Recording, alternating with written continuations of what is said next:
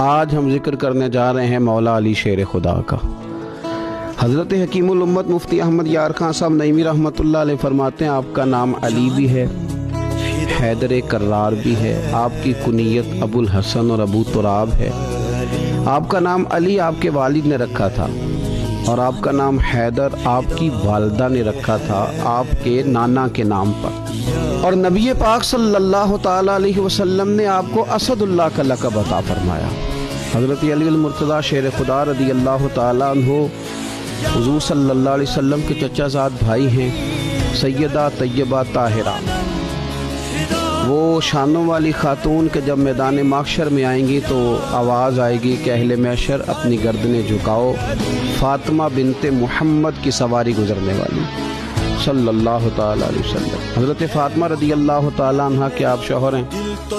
حسنین کریمین رضی اللہ تعالیٰ عنہما کے والد ہیں، حضور کی نسل آپ ہی سے چلی۔